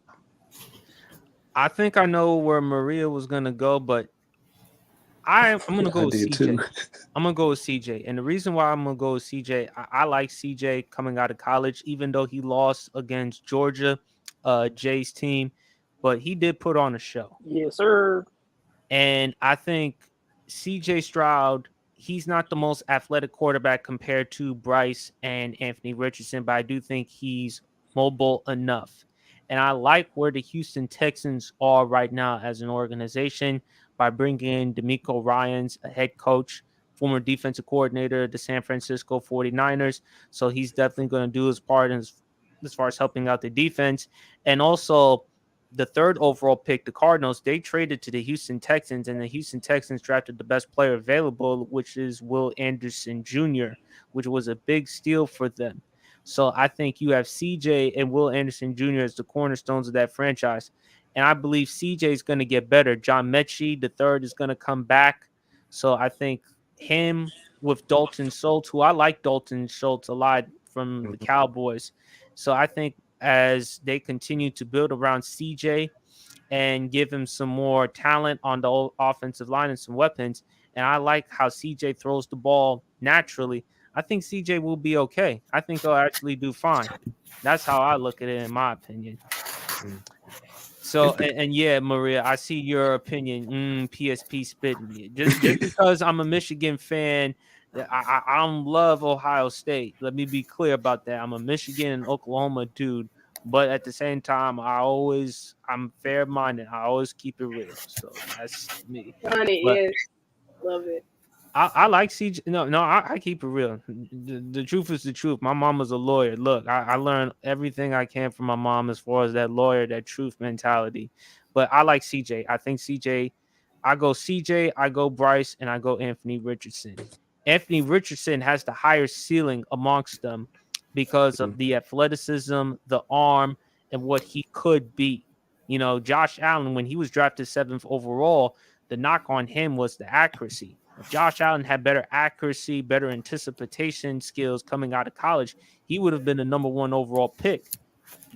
Brandon, your boy Justin Herbert, even though I've criticized Justin Herbert for big games and crucial situations, but if he had better accuracy as well, he probably would have been the number 1 overall pick because he has all the physical tools that you want from a quarterback: 6'6", 235, 240, a cannon of an arm, athletic mobility, and stuff like that. That's what you want from most quarterbacks, that prototypical size. So I think Anthony Richardson does have a higher ceiling because of the size, the arm. But I'm gonna go with CJ for now. So now we got that out the way. Let's talk about some college football. Now, predictions for the Heisman. Now, again, folks, this is just the board that I created. Apologies. There are some other players that definitely should be mentioned in the Heisman conversation, like Marvin Harrison Jr. out of the Ohio State University. Also, another player that I think that should be mentioned for the Heisman conversation is Jay Bailey's tight end, um, Brock Bowers, who will be a bona fide top 5, top 10 pick in the NFL draft because he has that type of capability and skill. So, Brandon, I'm gonna let you go. Who do you have winning the Heisman? It's between two people. It's either Marvin Harrison Jr. or Caleb Williams. It's between them two. I'm gonna go Caleb Williams though. Caleb Caleb Williams. I think he'll have a great year again. All right. And, yeah. All right. Oh, go ahead, Dev. Well, for me, I was literally when I was at work, I literally made like a whole top 10 finalist list in my head, and go ahead. I'm gonna go through it real quick. So, number 1, I had Caleb Williams, just repeating. Number 2, this might be a surprise. I'm gonna go with Michael Penix because I think because they have one of the best wide receiver rooms in the nation. He came off a great year, and he's poised. I think he's gonna have enough wins in the Pac-12 to be in the conversation. Number 3, even though his team is not as great as the other players, I think Drake May is going to have the numbers. I think Drake May can sneak into it. I think he's the second best quarterback in the nation. 4, Marvin Harrison. 5, I put 5, I put Jaden McDaniels for the LSU Dev, you're lagging a little bit. 6, I put my boy Cade. I'm lagging. Okay. Yeah, no. Am I better now? You were lagging a little bit. Now you're better. Now go ahead. Okay, I said 6, my boy Cade, my Clemson guy, my boy Cade. Number 7, I put Brock Bowers. 8, JJ McCarthy. 9, Blake Corum, and 10, I put whoever Ohio State starting quarterback going to be. All right. Nah, I ain't going there. I'm surprised you didn't mention. Did you mention Bo Nix, Dev? That's out. I forgot about Bo Nix. Never mind. I gotta redo it now. I gotta redo it. Hold up. Caleb Williams, Michael Penix, Drake May, Bo Nix. Matter of fact, I'll replace Drake May and Bo Nix. I think Bo Nix will be 3. Drake May will be 4. Marvin Harrison 5. Cade, Brock, Blake, JJ, and yeah.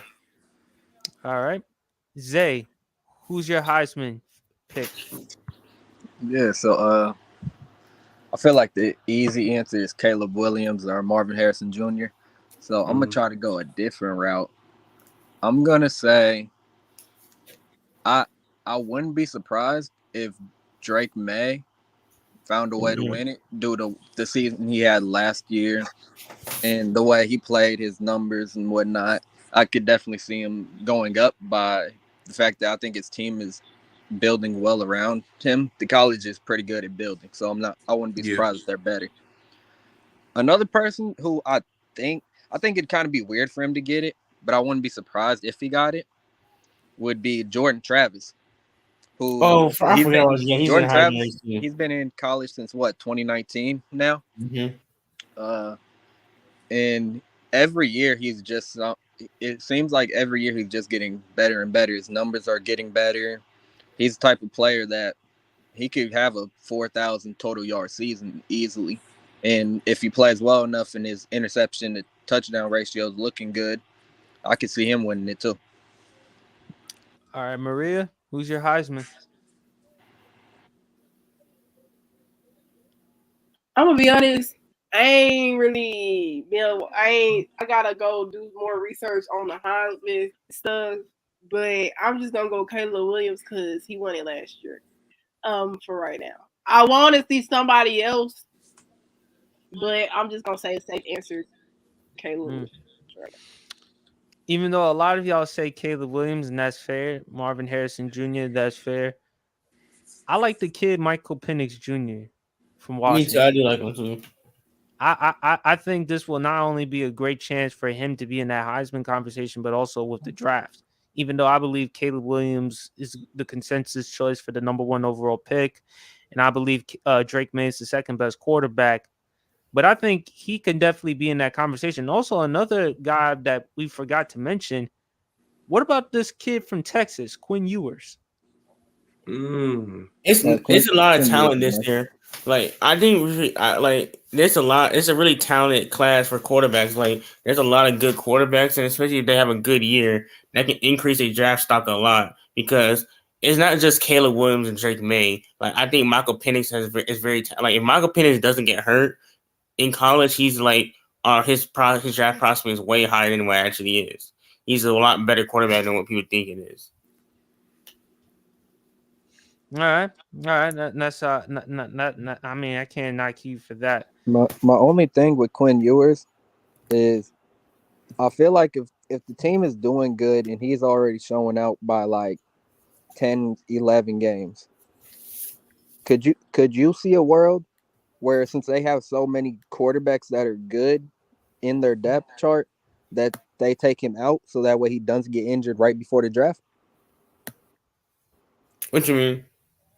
That like the Longhorns depth chart is good enough to where you probably could sub him out and put him as a backup quarterback for a few games.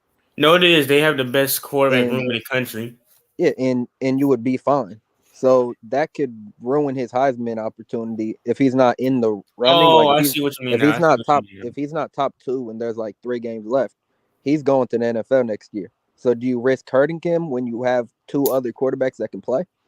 Well, I don't think they'll do that because let's say they do have a good year, they could be in playoff contention, and if he's performing the best, then they're gonna play him because he gives them the best chance to go to the playoffs and give him a national championship opportunity. So I don't think that will happen unless if they're doing bad, and then I can see a bench and like if it's like midseason, like 5-5, 7-7 in there, they're gonna go for like Malik Murphy or Archie Manning. It's kind of crazy how they got all 3 of them, all 3 of these quarterbacks right there. One of them is gonna get transferred out, in my opinion. But go ahead, Dev. I think I do hear you say, but I feel like it really depends on his performance, on how good he performs, in my opinion. Mm-hmm. Oh yeah. All right, folks, we're going to move on to another college topic, and we're going to do this one before we do start, bench, and cut, and we're going to wrap it up the show. Which one y'all want between Tim Tebow, Cam Newton, Joe Burrow, or Vince Young? Maria, you go first. Tim Tebow. Why Tim Tebow? Greatest college quarterback ever. I don't care what nobody says. That's why I'm taking Tim Tebow. Give me Tim. Joe Burrow close, but give me Tim Tebow. Like I said, he's the greatest college quarterback ever. I rest my case. Okay, Zay, what's your thoughts? Well, my answer is gonna be Cam Newton because for one, Tim Tebow is actually probably the most overrated quarterback of all time in college. That's for one. For 2, Cam Newton was elite throughout college. We all saw what he was doing. He was dominating teams, and his team wasn't even amazing. It's not like he had a great receiving core. He didn't have a great team when he went to college. So what he was able to do with that team and what he was looking like and how he was dominating defenses is Cam Newton for sure. But Joe Burrow would be second for me. All right, that's cool. Dev, man, which one would you want between the 4?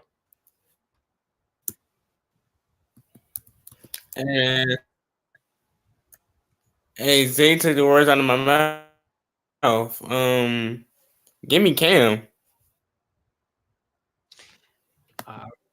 Yeah, we can hear you say. You said you want Cam. Well, you and I, we talked about this between Cam or Vince Young. You said, yeah.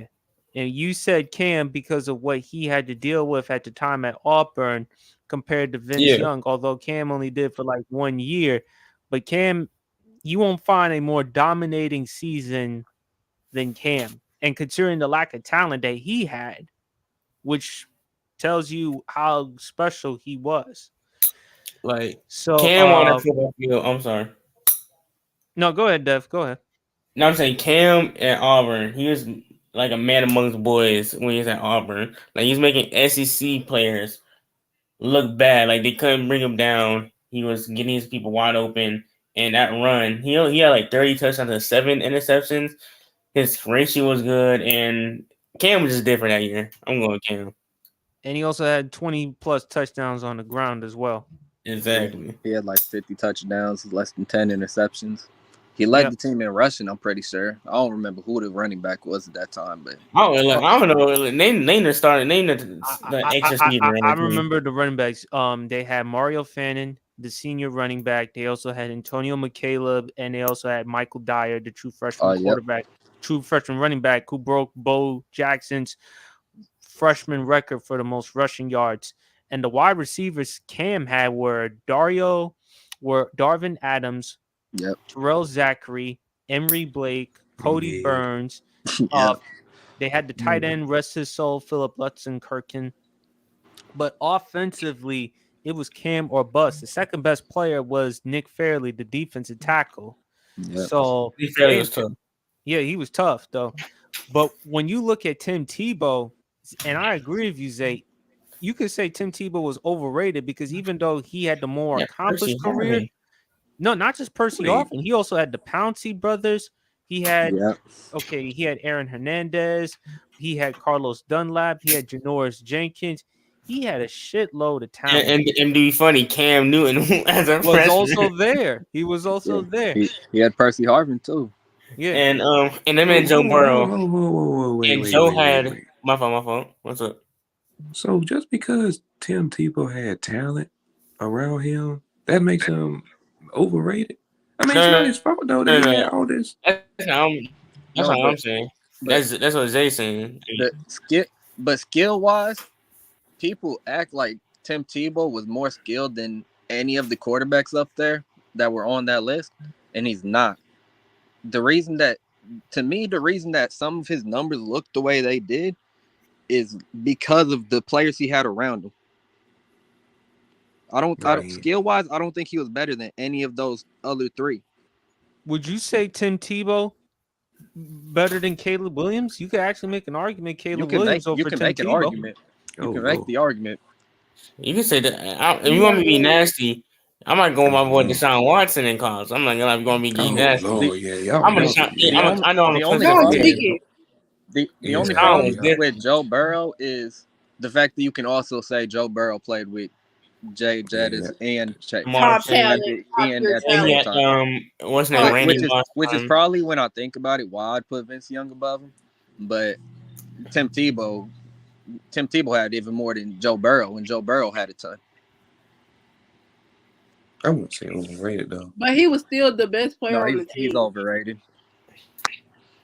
Tim Tebow was playing with all that talent and was still the best player on his team. For me, that's a whole new debate, but you know. Who was it? Which year? He was there for 4 years. Remember, he was the backup to Chris. I can't lie. Percy Harvin was different. I think Percy might have been the best player for one of those years. Because Percy Harvin was there. Yeah, and remember, Tebow, he sat behind Chris Leak. Chris Leak was actually good, though. People forgot how good he was coming out of college. People forgot about him. Yeah. I just think people like Tim Tebow a lot more because of the personality. You know, Tim Tebow wears the Lord on his sleeve and stuff like that. I just think that's why people just adore them more. I mean, you wouldn't find no bigger supporter of Tim Tebow than Skip Bayless. But when I look at he was like that though. But but skill wise, Tim Tebow nowhere near Cam, nowhere near Burrow, nowhere near Vince Young. Not Caleb, not Deshaun, not Trevor Lawrence, not any of these quarterbacks though. Trevor. Justin Fields. Yeah, Trevor Lawrence in college was crazy. Come on now. Yeah. Uh, Brandon is still getting mad at Trevor Lawrence because he gets tired of people saying Trevor Lawrence better than bro, Justin he's the Herbert. most Hey man, overrated quarterback in we the talking league about right college now. right now, not NFL. Yeah, I You know. That's why he has a personal bias. Nah, he ain't biased. agenda. It's a Z baby. It's a Z baby. That's it, Brent. I know what it is. It's a Z baby. Wait, y'all think Trevor Lawrence is better than Justin Fields in college? Yes. Yeah. Dude won a national championship as a freshman. He went to 3 college football playoffs. He won the 2 national championships his first 2 years. He won a national championship. Matter of fact, after that national championship against Alabama, a lot of people said had he been eligible for the draft, he would have been a number 1 overall pick. And by the way, that was the same year in which Kyler Murray won the Heisman and was selected the number 1 overall pick by the Arizona Cardinals. Yeah, I could have saw him getting picked above him. Yeah. Yeah, most definitely. And then 20 in a year after that, he probably wouldn't have he wouldn't have probably went number 1. He probably would have went number 1 a year after. But Trevor Lawrence, I think his college career was crazy because like he didn't have the same level of receiver talent. Well, he didn't have talented receivers. And I don't want to get it twisted, but he was making a lot of tough throws and like he was very mobile and he was just very talented. I think he was probably one of the more talented college quarterbacks ever. No, and don't forget what Joe Burrow did in the Fiesta Bowl compared to Joe. People forget how bad Tim Tebow didn't really look too good against I believe it was Oklahoma in that BCS championship. He didn't play particularly well, but they overlooked that and they bring up the halftime speech in which he gave, in which that kind of motivated the team in order for them to win against Oklahoma. But when you look at Tim Tebow, as far as career-wise, he won the Heisman, perennial Heisman finalist, 2 national championships. But from a talent or a skill-wise, and we got Jay Bailey back on the pod. Jay Bailey, I don't know if you paid attention to the conversation we just had. If you had a choice between Tim Tebow, Cam Newton, Joe Burrow, or Vince Young, out of one of the 4, which one would you want? And we as a college or in the NFL? College. Oh, Vince. All right, I can't blame you with Vince. I mean, he did have the greatest. He may have arguably the greatest national championship performance. Yeah, it's right up. Showed up in exactly why I took him. Yeah, against USC. I mean, the only ones I would challenge Vince though was Deshaun's against Alabama, the second one. You could argue for Deshaun in that national championship, but Vince has to be in that conversation. So, I would go with Cam. What he did that year in 2010 on and off the field, because he was dealing with a lot of scrutiny at the time in Auburn because of him and his father, the play-for-play scandal. And his father didn't even attend the Heisman ceremony because he didn't want to become a distraction to his son, taking away the Heisman moment. But what Cam did, that's what happened. But what Cam did that year, 30 touchdowns on the year, 20 on the ground, beat Alabama after coming back from a 17-point deficit. He was by far, clearly, unequivocally the best football player in college football. And he was people forgot he was the backup to Tim Tebow. And then after Florida, he went to JUCO college in Brenham, Texas, and he won a national championship there. So when I looked at Cam, and considering the lack of talent that he didn't have, the lack of talent he had during the time in Auburn, I think it was much more impressive. So to receive all these accolades, to put up these types of numbers during that year, even though it was only 1 year, I mean, I got to say Cam. I got to give it to Cam in that I'm not mad at that. No, I'm not going to try to rebuttal that, but Cam did his thing. And Maria responded, now I do think Cam is more skilled than Tebow, though.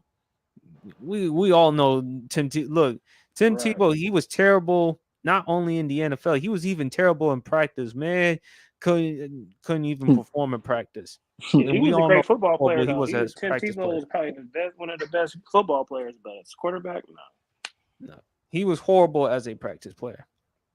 But anyway, folks, let's do a couple of start, bench, and cuts. We're gonna do some music right here. Jay Bailey, I'm gonna let you go first. Between Keith Sweat, Johnny Gill, and Bobby Brown, who would you start, bench, or cut? Oh Man, snap! come on. Hey, I gotta start with my man Bobby. Then yeah, I gotta go with my man Twisted. That's my jam, so I gotta go with Keith, and then gotta cut my mind, man. You cutting Johnny Gill? And unfortunately, hey, I like Twisted better than my mind. So Okay. Brandon, First start. You got to be Mr. My Prerogative, Bobby Brown. either. Bench. I'm gonna bench Keith Sweat, and then I'm gonna cut. What's the name again? Johnny. Gill. Yeah, him. Yeah. Zay in the clutch. Yeah, I'm a start Bobby. Gotta start Bobby. I'm a yeah, I'm a bench. Probably gonna bench Keith. I ain't really heard music from neither of the last two for real, but I They know got more of Keith. jams. Yeah, they You do. go I'm gonna have listen to, to that Hey, song. PSP, send this to me, man. I I'm need definitely this gonna one. have to.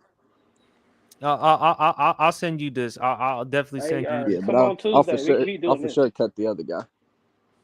All right. So start Bobby. You would bench Keith Sweat and you would cut Johnny Gill. Is that what you're saying, Zay? Yeah, yeah. All right, Hey, Maria. that's hard. That second one's hard, man. I'm gonna start Bobby. Bench. The other two, really. I'm just playing. That I was don't really disrespectful. I was about to say that was disrespectful. start Bobby. I guess I'll bench Keith and then cut Johnny. I guess that's what I have. All right. Look, Jay, I'm gonna send you this. I'm gonna DM it to you right now. yeah. But for me, I'm gonna start Keith Sweat. Oh Lord. Over I Bobby? Over Bobby Brown. Over Bobby. I'm fucking with y'all. Start Bobby. I mean Bobby, that Don't Be Cruel album. He had 5 hit songs. Don't Be Cruel, Every Little Step, Every little step I take. Ronnie, That's what I'm Rock talking With about. You, and of course My Prerogative. Hey, keep going, baby. I'm a bench Keith. I love his song. I love Twisted. I love the one with Gerald Levert and Johnny, My Body. I love the other track that he did. Get Up On It. So Keith Sweat, I'm benching, and unfortunately, I gotta cut Johnny Gill, man. But Johnny, people My guy. underestimate his vocals. Johnny got mad vocals though. Yeah, Yeah, he that can my sing. is classic. That my is classic. Right. All right, we're gonna do another start bencher cut. We're gonna move on to a different transition. WWE. You got John Cena, Stone Cold Steve Austin, and The Rock. Brandon, I'm gonna let you go first. Which one you starting, benching, and cutting? John Cena is the GOAT. He is number one. He is number one. Mute his John mic, Cena PSP. is the GOAT. So you got to start that man John Cena. Okay? The bench and cut is so tough. Yeah, because you started the wrong guy. Oh my God. I'm a bench. Because on my list, I got him like 3-4 range. Like, I'm gonna bench The Rock, and, Wow. and I might. No, I ain't doing that. What? No, no, no, no, You no, better no, not no. cut Wow. Stone Cold Nah, Steve nah, Austin. nah. I'm a bench on Stone Cold, and I got to cut The Rock. Cause you just gotta think about what Stone Cold did in WWE, like his impact and stuff like that. So, yeah. Jay Bailey, you next. Yeah, man, I ain't even never seen a Cena match though, but I mean I got respect for him. But I'm starting Austin, benching Rock, and cutting Oh Cena, man. Lord. Oh my gosh. Ain't Hey, no I'm straight old way. school with it. You know what I'm saying? You can Ain't either start no way. Oh what my Cena? gosh. You can't. Nah, You can't. Ain't no way. You get can't. Cena Let up out of here. Get let Cena Jay up out of here. Nah. let Jay finish. Let Jay finish. Get Cena up out of here. Like I said, you can flip flop Austin. Stone Cold and Rock though. But I'm going because the intro music. I'm going with Stone Cold, bench and Rock, and getting out Cena up out of here. Oh my god. Zay, Oh man. I think honestly I'm gonna start Stone Cold. I think I gotta bench John Cena and cut The Rock. Honestly, I might have to. Okay. Yo, hey, send me this, man. Send me this one It, too, PSP. all right, I'll send this one as well. I don't see. It's a tough one between them two because the older versions, because both of them have showed up after their primes. John Cena was still almost as good as he used to be afterwards, but prime wise is where it gets tough. But I think Cena still got it. Maria, We gonna start John Cena. He's the Oh, Yeah, GOAT. Maria. Yeah, It's not Maria. even Yeah, how? Maria. what? Yeah. I must be showing my age. Everything about this man is great. Everything Facts. I'm not about him. saying he not, but against Everything about the man. Like I don't like. There's not one flaw John Cena got. Man, what are we doing? Yes, no What sir. are we flaws. doing? Yes, sir, What Maria. are we doing? John Cena starting. Mm-hmm. I wasn't watching. I can't even. I mean, from what I hear when I listen to conversations about WWE, you know, Stone Cold Steve Austin, he up there. So we just gonna respect him and we gonna cut him. I'm just playing. We gonna bitch. We gonna bitch. pause. Y'all so disrespectful. We'll bitch Stone Cold. Now, actually, I might gotta cut him. We gonna cut. Oh Hey no, Maria, no, you need to no, We no! Hey gonna cut Maria, Oh The Rock hell no! Hell because to the no! You because cutting Stone Cold? Lord have mercy! What is it's wrong because with you? I wasn't watching WWE when Stone Cold was at the top. Like The Rock is the more recent, and then obviously when I was watching WWE, John Cena was like the dude.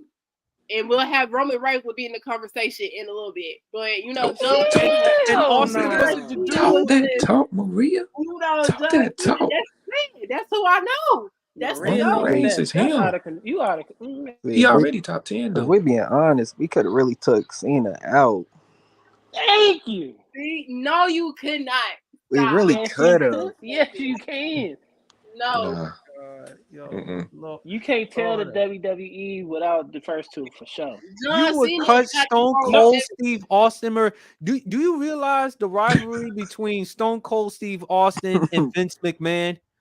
Okay. What type of wrestler that would actually beat up his boss's ass every single day? Stone Cold Steve Okay. Austin was the epitome of the Attitude Era, That's driving a fine. Zamboni to the ring or driving a ring with That's the beer fine. truck and all that other stuff, man. You cut what? Stone Cold? He said that's What? fine. Lord That's have cool. mercy. What? Hey, Come on, now. Cena be having great matches as well. We ain't gonna I'm talk not about No, saying Cena but Cena. versus I'm not about to get Randy Cena. I Orton. never Brent, really but watched Cena. Brendan, Cena don't got I'm better not mad. matches. Brendan, I'm not mad if she wanted to start John Cena, but you cut Stone Cold, Brendan. Now, come on, that's too far now. That's Yeah. that's too far I now. What? mean, me personally though, I think my favorite is The Rock over Stone Cold. Like favorite. All right, fine. That's fair. Entertaining is but why close. though? It's just my favorite, Zay. On the He has the mic and better move. like the Rock, On the mic, the Rock, on the the mic, Rock's mic, yes. What? the Rock, What? the Rock's mic abilities are good, but Stone Cold's are better. Yes. Who has the best finishing moves though? Stone Cold had the That's, better that's a finishing classic. moves. He has the better Stone entrance Cold Stunner. music. The He's got the glass best. break. He's got the glass break is crazy. He do not got the better Iconic. intro music. I don't know why Yes, y'all he like does. Maria, What do you Maria, know? Maria. Stop it. it. You out of you Stop it. wild. It- It be Nah, John Cena intro I don't know. music. and the reason Stone Cold has the better entrance is Can't because wait for Maria to Stone come Cold back. said so. And that's the bottom line because Stone Cold says. Dude, the stunner is iconic, man. Like that's Oh just my God. everybody do that. Look, y'all need to watch the documentary on Stone Cold Steve Austin, man. Y'all need to pay attention to Stone Cold, especially you, Maria. You need to do When some that WWE. glass break, it do something to you. Thank you. So for me, I'm starting Stone Cold.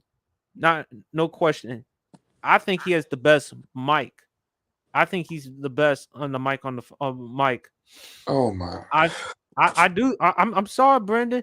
The way he talks trash, the way he talks shit, the way the entrance, I think he is the best entrance. That glass break, the way he walks down to the ring with the attitude, the swag, That's the bottom line, man. and I'm sorry, man. Stone Cold #1. Now benching or cutting, that's a tough one for me. I'm gonna bench The Rock and I'm gonna cut Cena. That's what I'm talking. That's my man. Oh my God. Hey Maria, we're gonna have to have a talk. Maria, we really gonna have to have a talk. I'm Well, it's- sorry. it's- I like The Rock. I like The Rock, man. If you smell what The Rock is cooking, That's iconic. Like, dude, Bro, everybody y'all knows sleep. that. Bro, y'all really sleeping on the Rock mic skills though. Like, Nah, I think he got it. He up there. yeah. They better than Cena's, that's for sure. But they not better okay, than that's Stone cool. Cold. Yeah, I give you that. But But they the not better than impact with Stone Cena, Cold. man, like the impact of Cena is just insane, bro. Like in the ring and outside the ring, Cena Nation, and all that, bro. But when you compare bigger Cena to impact these than two, that's the only Austin. reason why I said it. Bigger impact than Austin, Brandon. I mean, Neither them one of these. Stone Cold Steve Austin T-shirts, the beers, the Austin 316s. Yeah. Austin 316 Ben, T-shirts. don't worldwide, forget bro. that they had to remake John Cena's person like 3 or 4 times because he flopped.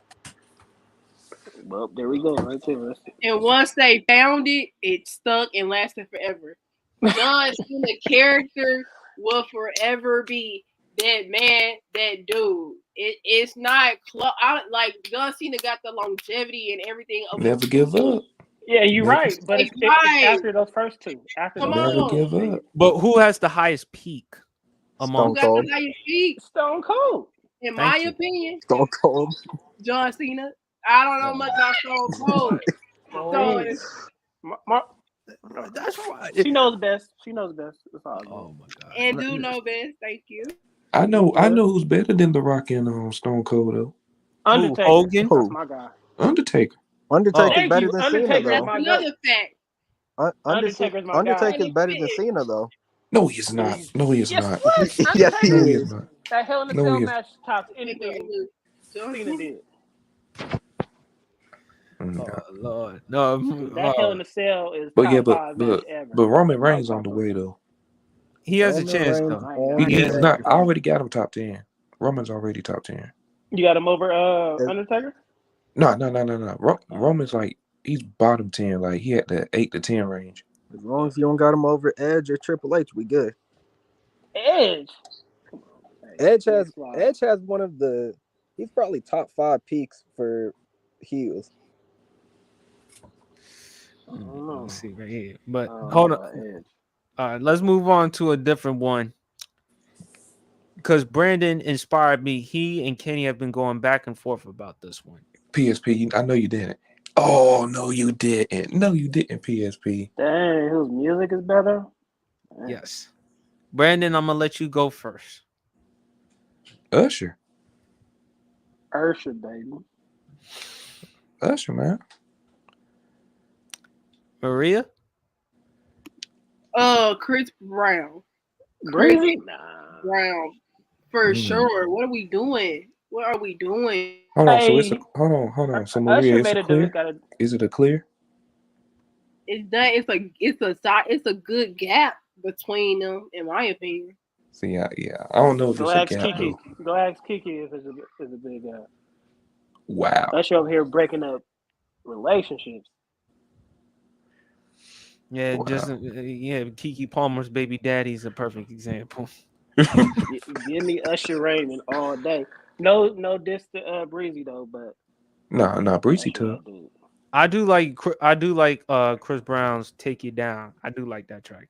I like Chris Brown almost everything except for Yeah. some of the new stuff. But man, almost everything Chris Brown put out is a hit. Bro, that Same thing with Confessions Usher. album. Oh my God. Exactly, That that got Confessions album is untouchable compared to Chris Brown stuff. Only one of them been compared to the greatest musician of all time before. Yeah, That's all I'm Mike. gonna say. But Which one has been compared to the greatest entertainment wise, dancing wise, yeah. If we going on Chris just straight Brown? We're dancing, done. See, I this is give right. you It's Maria, I give you the dancing, but if we want to talk about singing, just pure music, it gotta be what Usher. y'all be listening to? Chris Brown Usher, is out Usher. singing, out hold on, rapping. What are we doing? He's doing hold on. everything. Not about Usher, to disrespect Usher. Usher. Hold on, Maria. So you telling me Chris Brown's a hold on? You telling me Chris Brown's a better singer than Usher? Is that what you Yes, telling me? Chris No, Brown can no, out no, sing, out rap, no, anything no, you no, need Chris Brown to no, do. That man can no, do it. no, He a better no. artist than Usher. Yes, he is. What are we? Nah, not singing, not singing, Hey, not PSG, did singing. y'all see that trade that just went there with the What Golden State? trade? Hold on, man. I don't know No, if I I haven't can. Trade. seen it. No, I Hold haven't seen. on, Let me let see me if I cut can back to find you. it. Hold on. No, I haven't paid any attention to some trades. Only news I've heard with sports was I saw Stephen A. Smith's interview with Shan Sharp on Club Shay Shay. Y'all go check that I out. don't know. Something went across my screen. I swiped out of it. It said Warriors traded Chris Paul and somebody for Siakam. Hold on, let me see if I can see that. They trade Chris Paul to the Raptors? Yeah, for him and somebody else for Siakam, but I don't know if that was a proposal or a trade. Hold on. I don't know if that would have we would have found out by now. I mean, I don't see nothing. I don't see anything yet, so we gotta wait and see until that's It's a official. Jonathan Kuminga, Chris That's Paul been a to Raptors proposed for. trade for about a day or two now. Yeah, Okay, so it's a proposal. Okay, a I was about to proposal. say, hell But no. but back to Usher and Chris Brown. In terms of dancing, I give you Breezy, but singing, Oh my God. songwriting, I give that to Usher. That Confessions album, and then plus that '97 album with the hits like "You Make Me Wanna" or Mm-hmm. "Nice and Slow." I mean, y'all got to start showing more love and more credit to the OGs. And Usher up there. I What mean, what what album do Chris Brown got to hang with Confessions? none. I know he got one. Stop. He got one. Name it. That's what I'm Name saying. one. Somebody, Name one, please, Maria. off the top of your head, you can't think about it because he Off the don't got top an of my, album. I He can't got name hits. albums.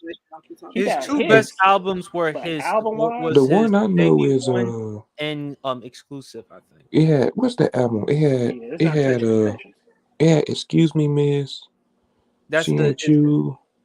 yeah, Um that's his titled album, Chris Brown. The debut one. And then he had the hit song Run It.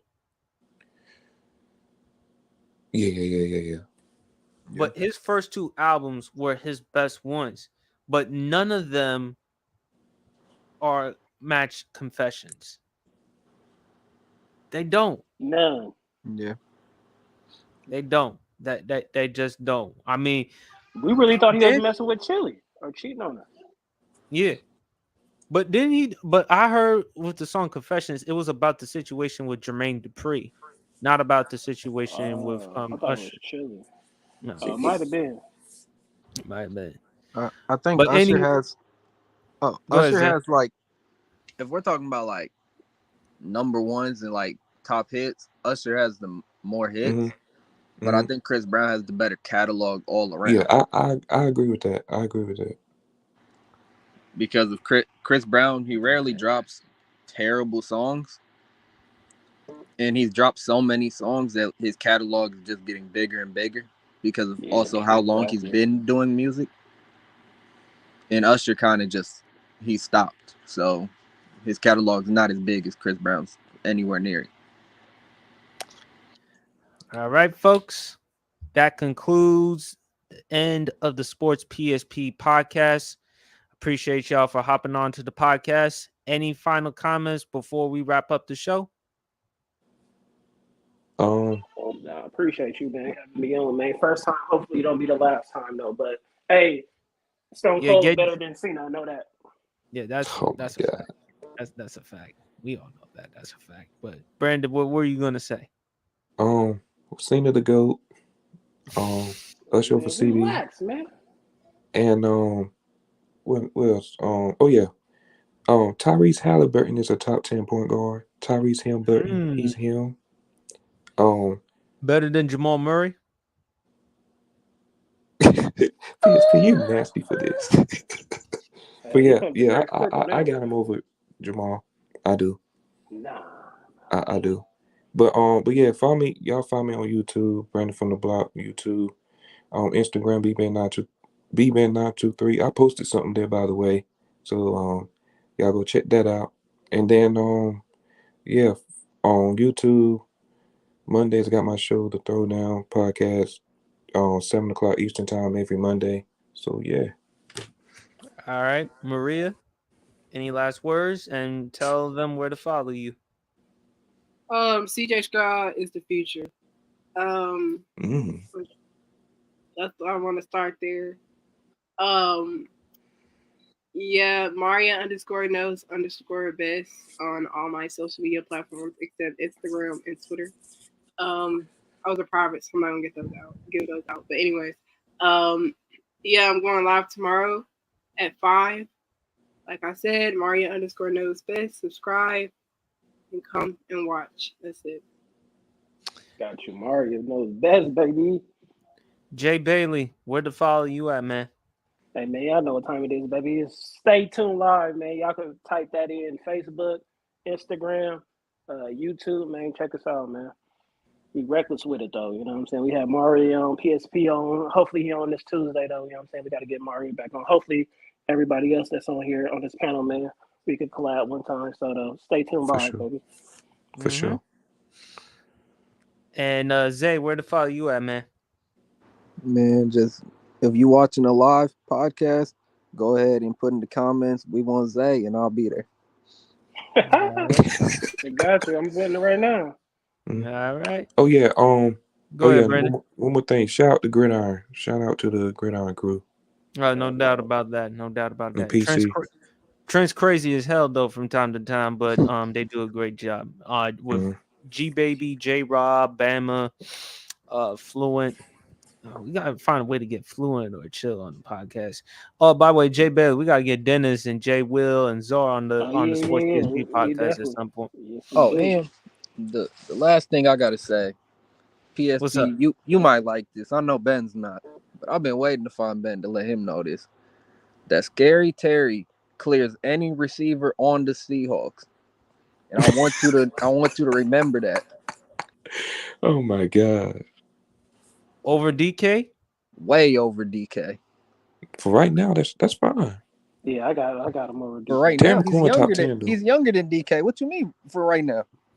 No, I'm just saying Terry McLaurin's top 10. So he might be closer to that 5 and 10. No. Okay, you pushing. I wouldn't go that far. He's not even better than A&B. But if Sam Howell and Terry McLaurin have a big time year, we may have that discussion. You never know. Oh, we are. We will. But anyway, folks, y'all know where to follow me, y'all. Sports PSP. Please go like and subscribe to the YouTube channel as well as Instagram Sports PSP, as well as the TikTok Sports PSP. Man, we're gonna do some big things. We're gonna try to get as many guests, many people on the show. Appreciate the panel for hopping on to the podcast, and we is out. Peace.